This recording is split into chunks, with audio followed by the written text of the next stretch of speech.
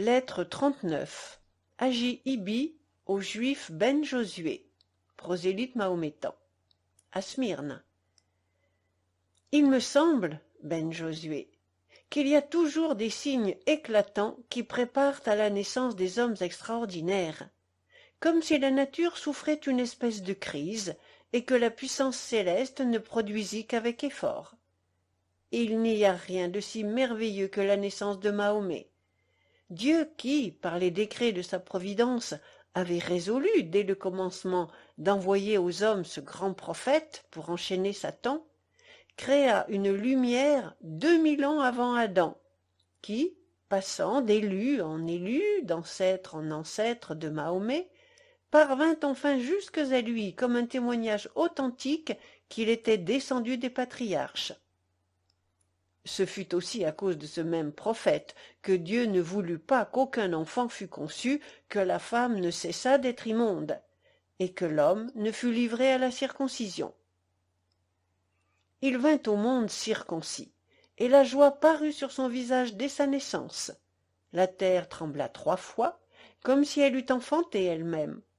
Toutes les idoles se prosternèrent, les trônes des rois furent renversés, Lucifer fut jeté au fond de la mer, et ce ne fut qu'après avoir nagé pendant 40 jours qu'il sortit de l'abîme et s'enfuit sur le mont Cabès, d'où, avec une voix terrible, il appela les anges. Cette nuit, Dieu posa un terme entre l'homme et la femme, qu'aucun d'eux ne put passer. L'art des magiciens et nécromants se trouva sans vertu.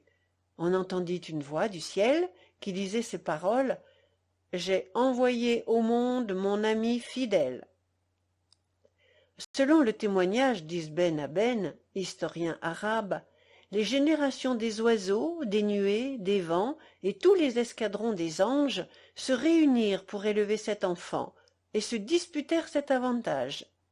Les oiseaux disaient dans leur gazouillement qu'il était plus commode qu'ils l'élevassent parce qu'ils pouvaient plus facilement rassembler plusieurs fruits de divers lieux. Les vents murmuraient et disaient: c'est plutôt à nous, parce que nous pouvons lui apporter de tous les endroits les odeurs les plus agréables. Non, non, disaient les nuées, non, c'est à nos soins qu'il sera confié, parce que nous lui ferons part à tous les instants de la fraîcheur des eaux. Là-dessus les anges indignés s'écriaient: que nous restera-t-il donc à faire? Mais une voix du ciel fut entendue qui termina toutes les disputes. Et il ne sera point ôté d'entre les mains des mortels, parce qu'heureuses les mamelles qui l'allaiteront, et les mains qui le toucheront, et la maison qu'il habitera, et le lit où il reposera. Après tant de témoignages si éclatants, mon cher Josué, il faut avoir un cœur de fer pour ne pas croire sa sainte loi. Que pouvait faire davantage le ciel pour autoriser sa mission divine, à moins de renverser la nature et de faire périr les hommes mêmes qu'il voulait convaincre? À Paris, le 20 de la lune de Régeb, 1713.